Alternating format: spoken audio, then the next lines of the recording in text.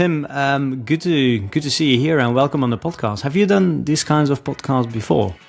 I've done a few podcasts. It's funny, I don't know if I've ever been on a language specific show. I love talking about business and about like online marketing and things like that. And the topic that we have today is one that really excites me. So I'm just happy to be here and nerd out.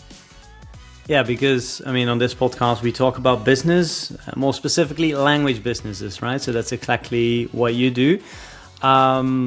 You are the founder of LearnCraft Spanish. Tell us a bit about what it is and what you do with LearnCraft Spanish. Yeah, so I started this as a hobby.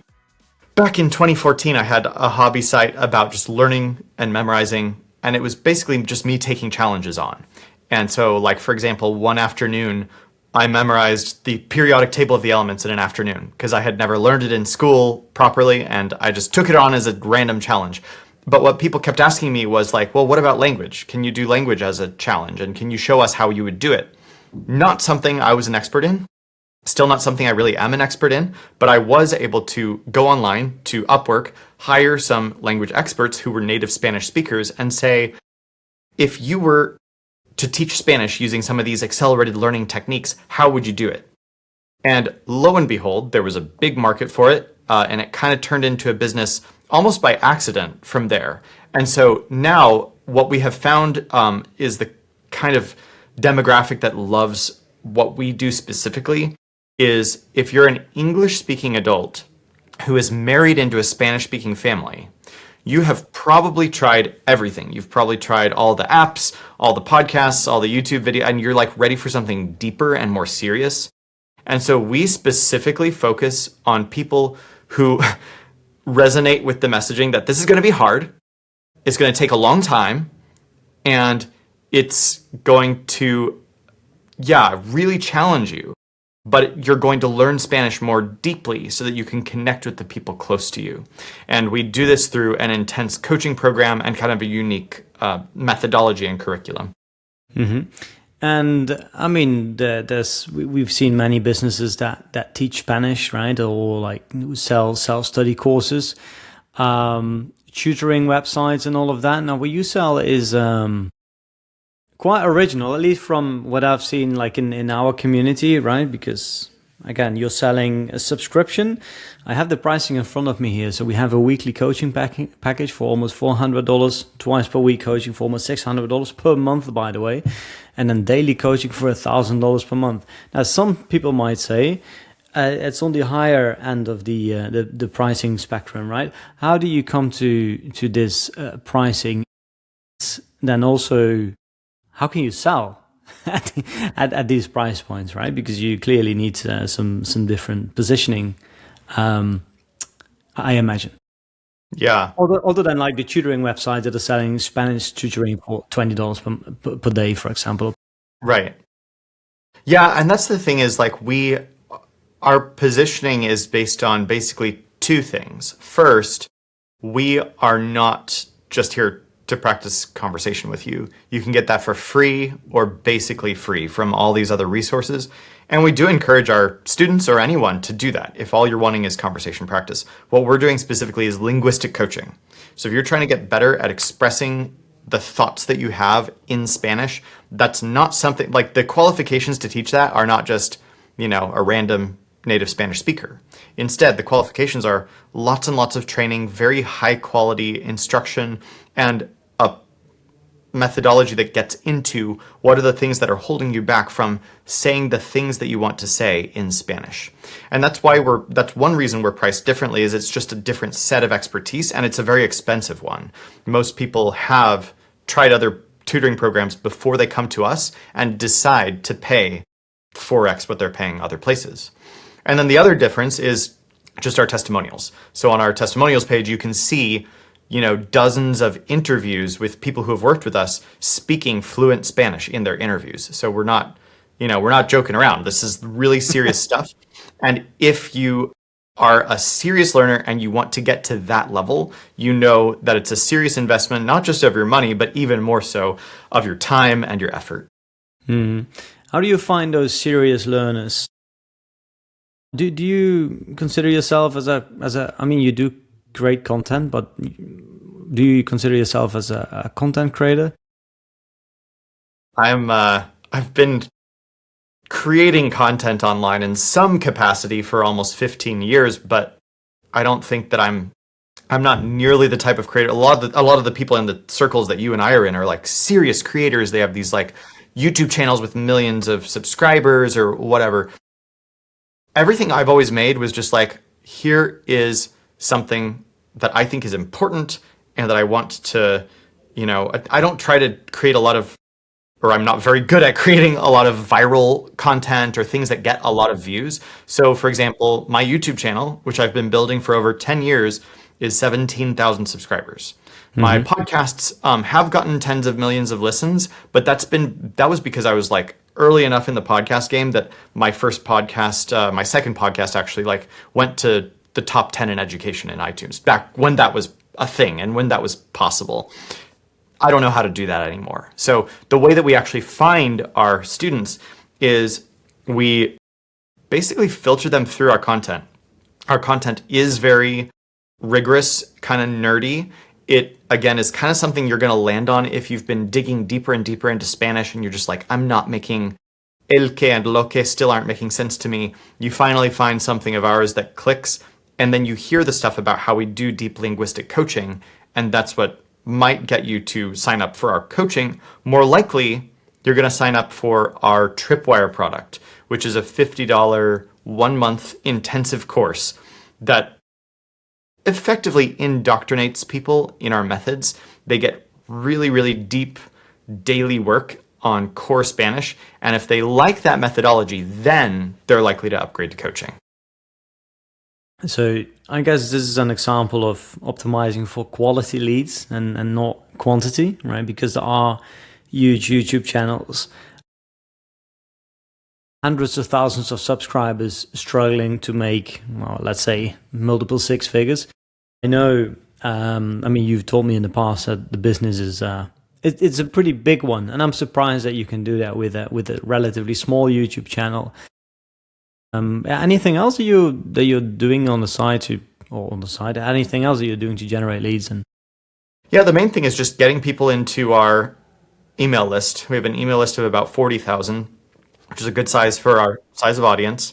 And then we also make sure that we have, pretty effective nurturing and good email marketing to that list. And so we try to push out, for example, our 1-month challenge, this indoctrination thing that pushes people down the funnel. We do that at least every other month. And then that kind of keeps that subscription revenue happening. Once people get through that, about 8% of them convert into coaching students at a little over $300 a month. So it's a little bit discounted, but not much. And then they stay for 8 months on average. So that's how we have, a 7-figure business, which is a relatively small audience. Yeah, that's great. And I imagine you must have a pretty large team to facilitate all those coaching sessions. About 25 on the team. So we have a developer. I have a number 2 who helps run every aspect of the business, a director of coaching, and then the coaching team is about 20 coaches. Mm-hmm. I've talked to creators or school owners in the language space selling online courses now, and who are interested in offering some kind of group lessons, maybe even one-on-one lessons. How do you manage the scheduling? How do you manage scheduling all those lessons, but also paying the teachers? Is there software for that? Have you built your own software? Are you Claude coding, vibe coding software? How do you go about that? I think that's the next step, is to do that. We have an assistant who works with us about 30 hours a week, not just on scheduling, but on communications and data gathering and things like that. All things that hopefully we can do more efficiently using her plus, AI assistants. But the main thing is that we actually require our subscription coaching students to be on a regular weekly schedule. And we have set out policies for, like, if you're going to miss it, you need to tell us within a certain amount of time, like all these things. We run it kind of like a brick and mortar local business would do, where it's like, we have policies for showing up and making sure you're here. And part of that is the branding too. It makes people take it seriously. They've invested serious money in it so that they know that we're not just hanging out and chatting. We're doing serious work and we expect them to show up. Yeah. All right. Well, then let's talk about the elephant in the room. I mean, AI, right? That's the thing that we've been talking about in the WhatsApp group, in our inner circle a lot. Like we're seeing more and more creators and language businesses vibe coding their own websites, sometimes their own quizzes, their own software. We're seeing people building agents. You are someone who has played a lot with LLMs recently. Can you give us a few examples of what you are using, how you are using AI and LLMs and GPT and Claude Code and all that good stuff? Yeah, and I'll say I've never really been a very early adopter of any technology. So like when the LLMs came out a couple of years ago, when ChatGPT first came out, for me, it was just kind of it just felt like a distraction. And I'll maintain that at the time, like it kind of was. Like even after we started, I feel like that was the very first instance of AI, was this kind of like, here's a chatbot that you can ask questions and do stuff with. And there were ways to have it kind of alongside you, doing a little bit of like helping you bounce ideas and stuff, but it never really overhauled any of our work. The time when I started to see some potential was when the next generation came out, which was these things called like custom GPTs. So for example, you could program ChatGPT, and I was trying to do this for a while, to have a specific workflow where you try to train it on your materials and you train it on a series of steps. And I'll tell you, like for language, one of the biggest things was like, we write custom materials for our students. Let's say a student has like learned the top 50 verbs in Spanish and they want to start using them to talk about bird watching. Like that's something specific to them. We don't have lessons on that, but let's give them a set of flashcards. So I started trying to train this custom GPT to do that. And it did a terrible job. No matter how I trained it, it kept, we have a very well documented set of vocabulary of what the students know. And it kept grabbing vocabulary outside that list. It would do a terrible job. And so I still was not very bullish on this stuff. Everything changed about 4 or 5 months ago. Yeah, literally like 3 or 4 months ago, when I discovered Claude Code. And I know this was a big moment for lots of people, and for people in the audience, like anyone who's watching this who's like, why is everybody talking about Claude Code? I'm not a developer. I'm not like, what do I need this for? The thing that got me into it was a podcast episode by Authority Hackers. Mark and Gail of Authority Hackers are just talking all the time about, basically their whole podcast now is about how to use things like Claude Code as non-developers to help build your business and do your marketing and things like that. And the thing that Claude Code does that none of these other tools could do is it can get very specific. You can actually program it very specifically about what to pull into context and what to work with. So it's not going beyond our vocabulary lists because it only pulls the right stuff into context at the right times. I know that might sound a bit technical, but if you've ever worked with LLMs and been frustrated, almost certainly the reason is because of your context window. And if you have, like without training your own large language model or something, you can actually train your AI tool of choice, typically either Claude Code or Codex, which is the ChatGPT version, to do exactly what you want it to do without technical skills, with just a little bit of learning how to do it. And so now we're using this to write flashcards very effectively, faster than ever. We're serving our students, like we're getting them their flashcards within a couple of days, to grade homework without going beyond the current lesson vocabulary, to help, it's starting to help us draft support tickets. It's helping me every single day writing lesson material. And I'm also doing some of the other stuff you're talking about just because it's so fun. I'm so deep into it, building my own apps and building my own websites and all this fun stuff. But honestly, just at a very base level, you can, within a few days of using Claude Code, you can completely change the way that you work, even just with text. Yeah. And so give me an example of like how the flashcard thing works. So like what I imagine is that a student has a session with the coach, and then it's automatically transcribing that call, right? And afterwards you have the transcription. You put that in Claude Code. It has the instructions, and it turns the transcripts into flashcards.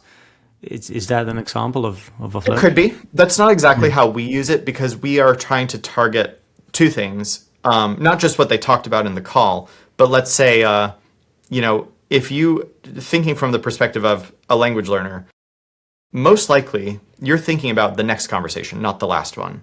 And you're thinking, man, here's something that's really important to me. I need to tell my in-laws how to water my garden while I'm on vacation.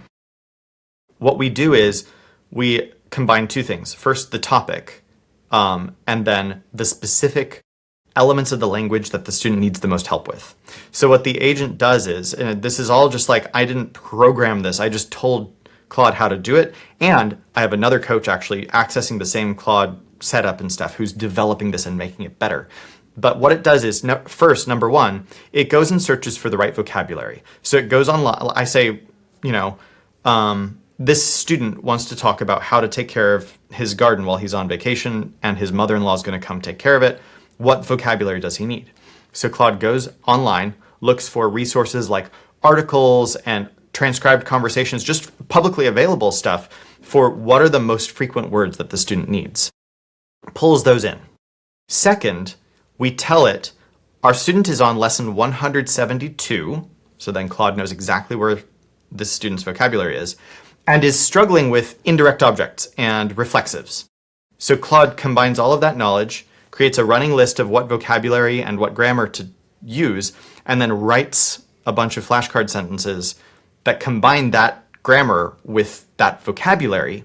And so the next time, like pretty much immediately, we can go over that. We always have a human look at it and read it and make sure that it makes sense and stuff. And these are things that they would really use in conversation. And we give that back to the student to start practicing that stuff. Yeah. So the idea is that during the session, you learn what's on the student's mind and what he or she is trying to, what goals he or she is trying to, what kind of things or topics they want to talk about with their in-laws. And then after the session, you have someone from your team who kind of uses AI to customize homework or lesson preparation for the next lesson using AI. Exactly. Do we have more cases? Because I'm just really curious. Like what else? Like creating quizzes. Have you been playing with creating agents, or where you at your website? Yeah, the website is like the next thing. I've built a couple of other websites using Claude Code and especially Claude Design. Definitely landing pages. So I'm going to give a workflow that anyone will find super, super helpful. So like if you're just starting out with this stuff and you're intimidated and you're like, I'm neither an expert in how to use this stuff, nor am I an expert in like how to do a landing page, for example. Here's a very simple workflow you can do. This is what I do like anytime I'm trying to get Claude to do a new thing for me. I actually go to ChatGPT.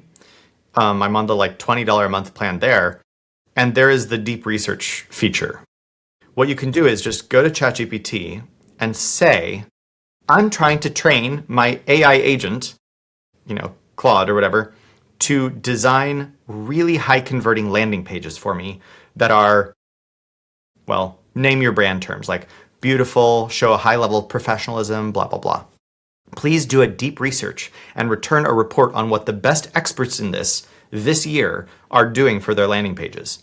Then you leave for 45 minutes. 45 minutes, ChatGPT gives you a full deep research report of what the best elements are to include in landing pages, how to design them, like all this stuff. And you go, thank you, download it as a markdown file, then go over to Claude and say, hey Claude, we need to create a skill for making landing pages. Here is all the stuff that you should include and all of the standards you should adhere to when designing landing pages. Can you help me make this skill? And so now I have this skill that I've been sharing with other founders as well, of like, you just go into Claude, you say, hey, I have a product called our 1 month challenge. Can you help me make a landing page? And it does a beautiful job of making the whole thing. So you have it research whatever you wanted to research, and you say, okay, now you know all these things, turn it into a skill. You just tell it to do that, to turn it into a skill. Yeah, and I would not directly just tell it like, hey, help me make a landing page, because that doesn't, it's going to do a really sloppy, bad job. Doing the deep research first and then pulling just the research into context, that's what makes it do a really tight, good job. And then when it knows how to do it, you say, okay, turn this into a skill. And then the next time you say, I need a new sales page, use the skill. Or I guess it will just automatically use that skill. Exactly. Yeah, you can either, this is the great thing about Claude Code, and Codex also came in and like did the same thing. You have all these skills that you develop. I think I have about 45 skills now in Claude. And at any time, I can just say, for example, help me rewrite this lesson. It thinks for a second, it pulls up the right skill, and it follows the instructions. I actually, at first, I didn't know how to use skills. So I just asked Claude. Right, and I think that's the whole thing. That's like the big idea of LLMs, right? We might have people listening to this podcast now who think, okay, this all sounds really good, but I have no idea how to do it, right? But the good thing is you can just ask it. Like I only started using Claude. I was going to say Claude Code, but I'm actually using the desktop version now, the regular Claude, and then you have those 3 tabs, right? You have the chat, co-work, and you have code. I'm using chat and co-work, and it will access the files on your computer, right? That's like you mentioned that briefly, like that context window. Why is that so important that it stores files on your computer? For example, when you are building a website, I mean, you already know this, I'm sharing this with the audience. When you're building a website on the regular Claude, like on the web version, and this is what I did first, I said, okay, create this landing page, and we create the landing page, right? And then I would say, okay, this section doesn't look really good, change that section. And I said, okay, done. And I would check the section, it's like, yeah, pretty good. And oh, wait, there's another section that's missing, right? Something that sometimes happens, but when you can store the pages, the files on your local device, it will have more context, right? So you can just tell, okay, change this section. It will go only to that section, only change that thing, save it, okay. And now it's up to date again. At first, I didn't know how to use all of that, so I was just playing with the web version, and I mentioned all these problems, and then I said, okay, download Claude for desktop. So I downloaded it for desktop, and it started storing files on my computer, and it started working more accurately. And then I heard people talk about these skills. I asked it how to use skills, and you just do what it says you should do, right? Another thing, because we talked about landing pages, another trick, I will also just start sharing some of the things that I've done lately, is I created this landing page for a challenge, and I thought it was pretty good. And then we ran the challenge, and people who joined the challenge would also join a WhatsApp group, and they left lots of feedback in a WhatsApp group, right? Things they loved about the challenge, things they had questions about, or things like some of the users had problems finding a particular module, or we downloaded the transcript, we exported the transcripts from that WhatsApp group, as well as all the emails, all the support emails, as well as all the other feedback that we got during the live calls that we ran during that challenge. And we said, okay, here's everything that people said about this challenge this month. How can we improve the landing page?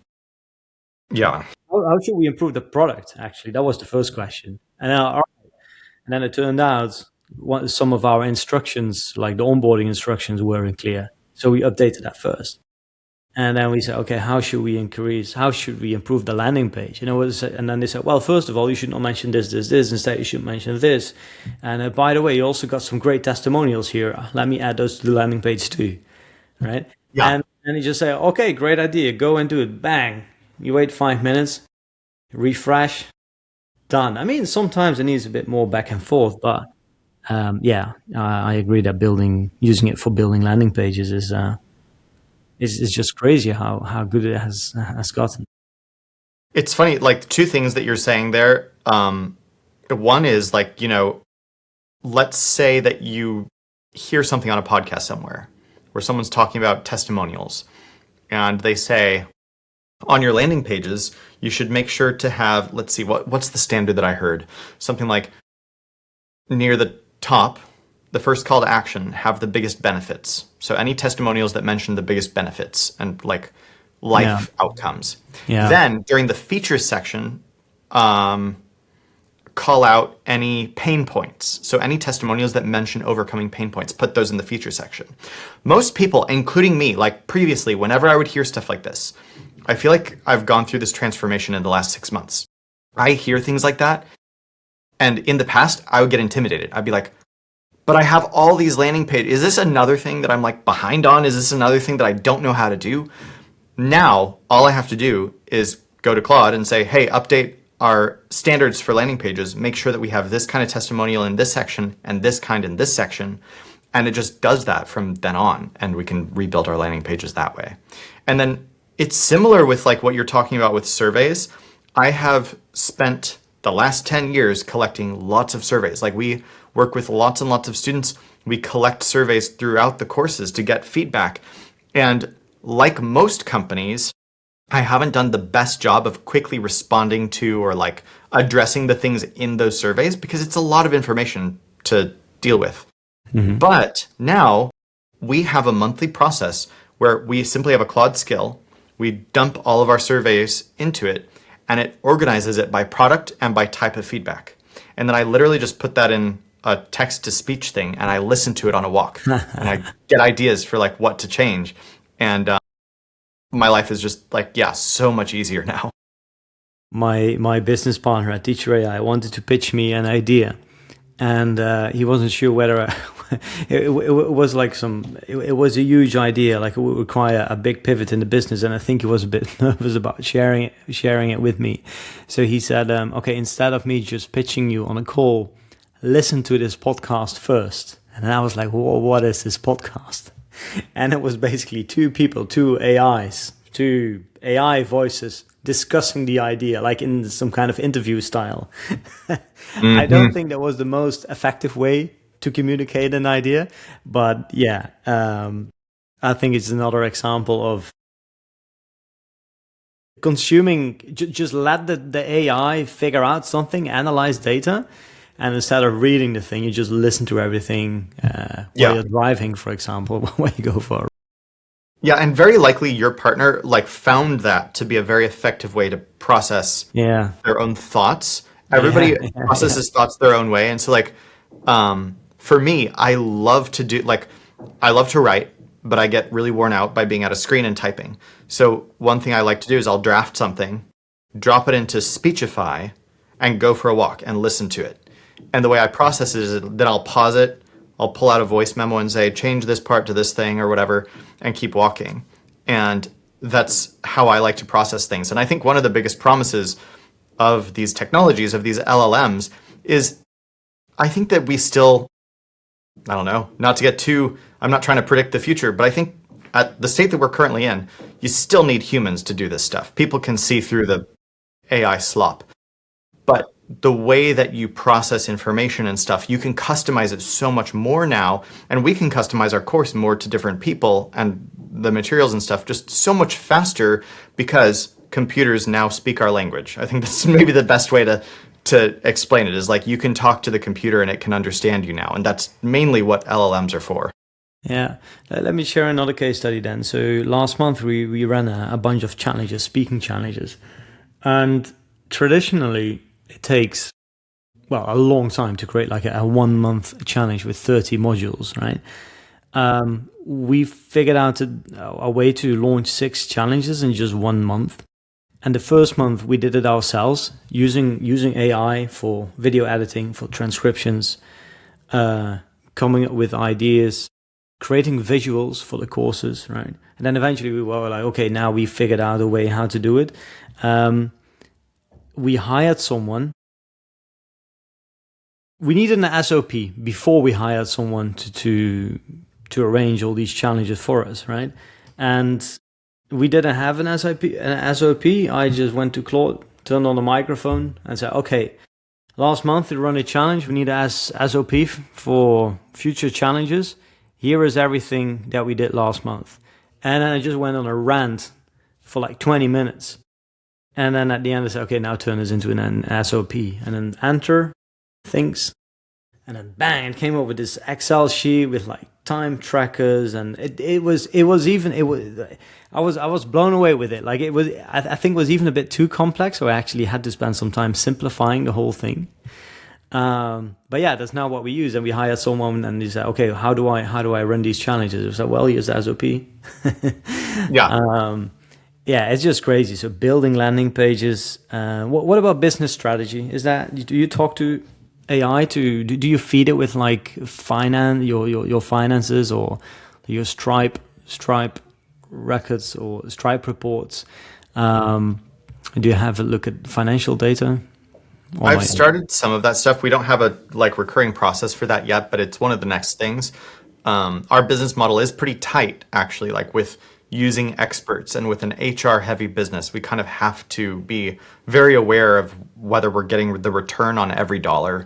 We've worked with consultants to try to build this stuff out, but going forward, it's like, oh, actually, not only can we can take all that expertise that we got from these humans, and we can systematize it using these systems.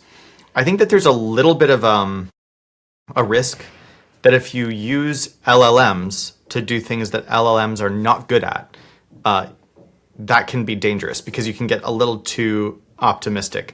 LLMs are not as good at math and probably never will be as good at math as a simple calculator. And so what's actually a better practice, I think, is you use the LLM to help you build the calculator, and then you use the calculator. Because it's like LLMs are non-deterministic. There's always some level of randomness, always some level of like random output. And the great thing about Claude Code and things like that is you can use them to help you create the right formulas, the right types of dashboards and stuff, where then it is actually deterministic. What it's doing has a strict, cold mathematical output, but you didn't have to put nearly as much work into it as you would have even 6 months ago. Mm-hmm. How do you feel that? Do you feel that AI has already changed the profitableness of the business, or do you feel like you are doing a better job, like the students are having a better experience? How do you feel that it has impacted the business so far? It's had I think the biggest impact, first and foremost, is on my own morale, which is kind of strange because, like, I mean, a lot of people, including me, are kind of worried about, like, what will AI make us irrelevant? Like, what's it going to do to the economy? All this stuff. And the reason that it's kind of paradoxical, but the reason I'm so convinced by that is because of how much I've seen it change the way I work. I now can imagine something and make it happen. And I don't think you can describe what that feels like to someone who hasn't actually gotten into Claude Code or Codex and just started to get into it. But like, for example, there's a web app that I've always wished existed for helping me learn and memorize things. And I've been putting it off for years and years. I don't want to pay someone to do it because it doesn't necessarily return dollars to me. One weekend, I just vibe coded it, and now I use it every day. And it's kind of crazy. I can just imagine things and make them happen. And now, obviously, during the work day, I'm like trying to use that to transform the way that we work. That's what I would say is the biggest difference, is we're now doing things faster. We're now doing things with a higher level of quality. And we're doing things with, I think, higher morale. I think morale is the biggest thing. As far as profitability, our business lags a little bit from when we did our first big promo empowered by this stuff starting last month. Okay. It converted a good number of people, not like radically more than usual, into our 1 month challenge. And what we're about to see is whether that ends up converting more people than usual into our coaching program. We used Claude to help overhaul the whole 1 month challenge based on surveys, based on experts, and based on like help rewriting all the lessons and everything. But again, the biggest benefit in the short term was just getting all that help and feeling good about the work. Next, let's see if it ends up raising profitability significantly. Do you feel more motivated now to work? Yeah. Improve the business? Yeah, for sure. I'm working more than I ever have, and I'm enjoying it more. It's kind of a paradox there, right? Because you might think, okay, there's AI. I saw someone say on LinkedIn, this was a CEO of a big company, and he said, well, I only need to work 4 hours per week now because AI is doing the rest. I think, like, wait, man, that's not how it works, right? It's like, no, you have AI, so now you can do even more, so you want to work even more. Like sometimes that's been my I'm experience. working even more. Sorry? Yeah, sorry. That's been my experience. Is like, oh, AI can automate all these things, and I never leave my computer. Yeah, that's like a typical entrepreneur, right? Like you solve the problem, and then okay, now I have time to think about the next thing. Like you never run out of work. I think once you start realizing that once you start using all these tools. Okay, we want this new website done. What are you going to do? You're going to go to bed? No, you're going to work on the next thing, right? Hey, maybe we can also optimize this. You just went to a conference, you said. What was that? Was it about? Was this a DC event? What was it about? DC, the Dynamite Circle. So I've been in the Dynamite Circle for most of the time I've had my business. And traditionally, Dynamite Circle events are all about just, they don't hire speakers, they don't hire experts to come in. It's all community shares. So I've shared different things about my marketing. I've seen different things about people's products and how they've enhanced them, like all this different stuff.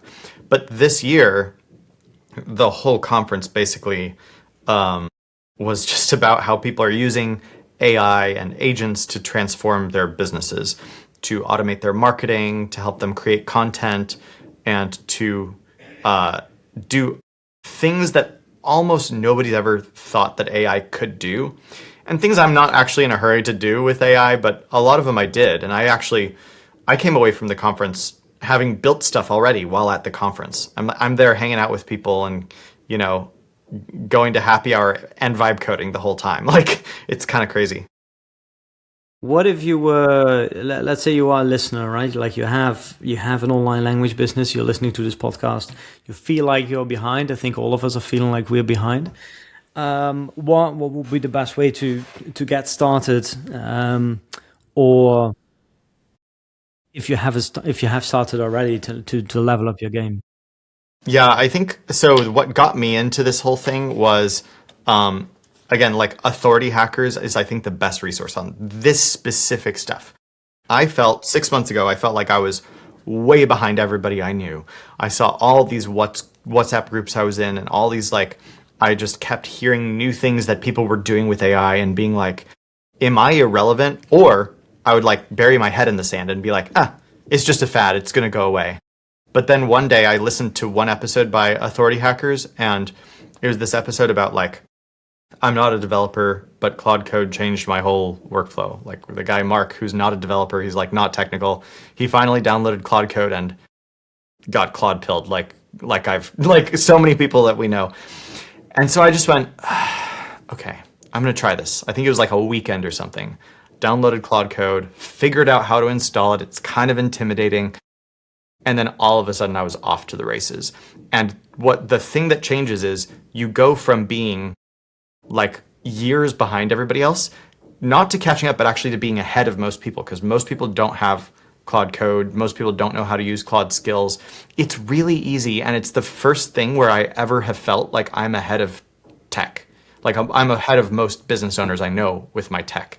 And that's what I would do is listen to Authority Hackers. Their podcast helps specifically talk about this stuff, but also just jump in and have fun and work on a non-work project. Work on something that you just think would be fun. Yeah. And then I guess what I would also say is that think about the one thing or a big thing that's going to move the needle in your business, right? I know that for many of our listeners, it's about launching a new course, creating a new course, creating a welcome sequence or an email launch sequence, and Claude is great at all those things, right?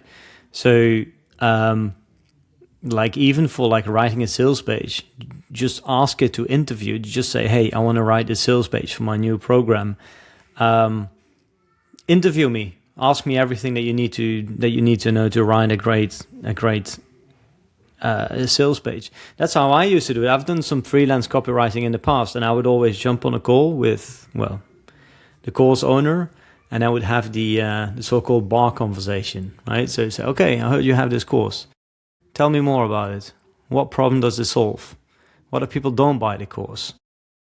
What do they get when they buy it? Right? These are like the typical questions that you also answer on a sales page. And I would have the transcription. And then based on the transcription, I would just manually write a sales page. And now I feel, it has become so good at writing copy. I mean, I still do edit some of the copy, but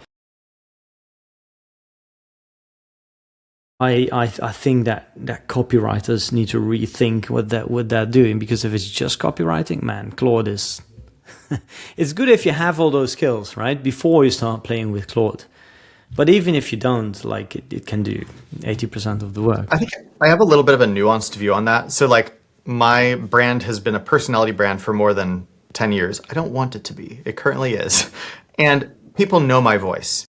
And despite everything that you've heard in this interview, I still can't get Claude to sound like me. Like, it keeps throwing things in there that I don't like. And so I do think that maybe the average copywriter who writes like ChatGPT is out of luck. But if you consider yourself to be, if you're listening to this and you consider yourself to be a good copywriter, the thing to do next is to learn how to use these skills just to make yourself work faster. And people like me are going to hire you, because I actually want a human working with my copy. I want the final pass to be done by a human when possible. And I want it to be up to standards. And so what Claude is doing for me specifically, rather than the actual copy itself, it does draft the copy. But what the main thing that it does is it goes through the checklist and it makes sure we're including all the right pain points, all the right testimony, like all that stuff. And so I think that you're right. For most people, like, you kind of don't need a copywriter anymore. But if someone's listening to this and they consider themselves to be a really good copywriter and they're angry at AI for taking their job away, I think you still have a job. It's just going to look a little bit different, and you might be able to make more money than before, not less. Yeah, like one thing that I told my copywriter is that she can now, because what businesses need when they hire a copywriter, like usually they don't only need the copy, right? They also want a sales page or whatever the thing is that they are building. I do agree that these are different skills, right? But like a good copywriter can now not just write a good sales page or a good sales letter, can actually also design a great sales page, right? As long as they have access to all the right tone of voice and the branding materials and the brand colors and all of that. They can be so much more productive, not just create a sales page, and then also create a really good thank you page based on whatever they put on the sales page or a checkout page. I guess this is kind of a different conversation, but it's another example of how things are changing. I think it's relevant. Sorry? I think it's totally relevant too. So like what I'm hearing from, I think there are a lot of people who are just glibly saying, I'm going to fire all of my staff and replace them with AI. That's not most people. I think most people do want humans in the loop with stuff and just want those humans to be more productive. But I also think that a useful question to ask yourself, if you're not sure about all this stuff, is if I were to hire, like, look at your own work day, your own work week, and just imagine if you could hire someone to replace some of your work, what role would you hire? That's probably the next thing for AI to be trained to do. I've heard a lot of business owners say that they won't hire anyone new anytime soon, but those who are working in their companies will use AI and will do 10 times more than they are doing now. Like earlier in this during this conversation, I gave the interview I give the example of someone on our team now who launches 5 to 6, 7 challenges per month, and that includes like back and forth with the partner that we are running these challenges with, coming up with the content, video editing, creating transcriptions, uploading all the materials onto Teachable, creating a sales page, a thank you page, scheduling Zoom calls or like Google Hangouts, a bit of financial reporting. Like this used to be like, it used to take 6 people to do this, maybe even more. And now one person can just do all of those things. So, and actually we made the hire only because that person, we only hired a person because we knew that one person could do the work of what 10 people, what used to take 10 people, right? So nobody lost a job. No, AI didn't kill a job. It actually created a job, because without it, we wouldn't have had this opportunity. So the employee wouldn't have had this opportunity too. It's a paradox, right? It's not about doing less. No, it's actually about doing more. Yeah. Which again can be kind of scary, both for people who are looking for jobs and for business owners who are like, this is kind of true. If you don't learn this stuff now, you probably are going to be behind, but you're going to feel it. It's almost a question, like I was saying earlier, of being either years behind or months ahead of the average business owner. So it's worth diving in and at least playing with it. All right, thanks. And another question just about the business, because do you have any, like, what would you do if you were the average course creator? Because you know how to make a lot of money with few leads. Like this coaching, this one-on-one coaching or this VIP coaching that you're offering, is that something that you would recommend to that other language businesses offer? Or I would recommend it, because I think that it's durable. In this current reality that we're in, I think that information courses are becoming less and less valuable.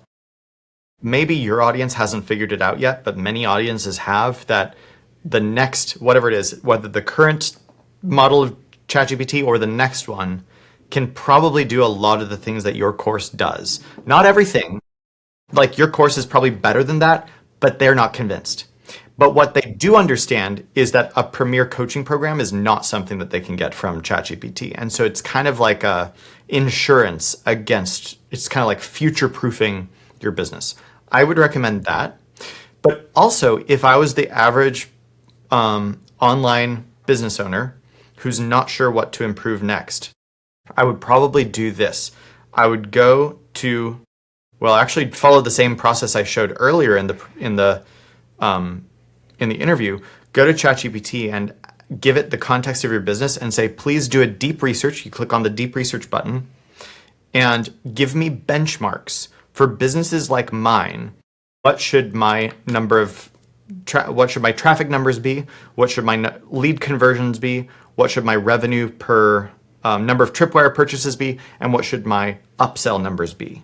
Have it do that research, and then turn that into a Claude skill or something like that, where it can just, at any given time, it can interview you about how things are going and immediately diagnose, here's the problem in the business right now, fix this problem.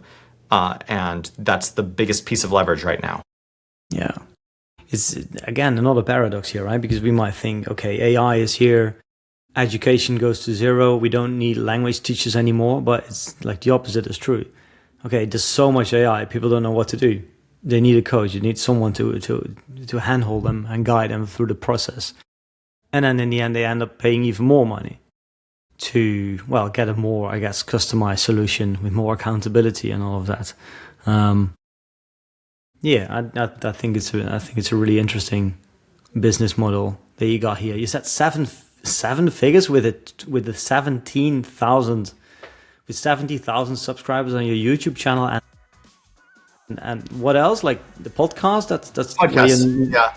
It's funny, we're not really producing on the podcast right now. We've just been re-releasing the same episodes, but we get about 100 leads a week from the podcast itself. Yeah.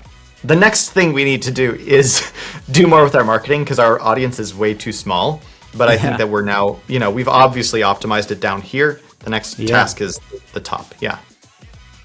Well, very exciting to see That's going to work out. But yeah, well, congrats with the business, and thank you for sharing everything that you've learned about running your business and about using AI to make your life easier. Thanks, Tim.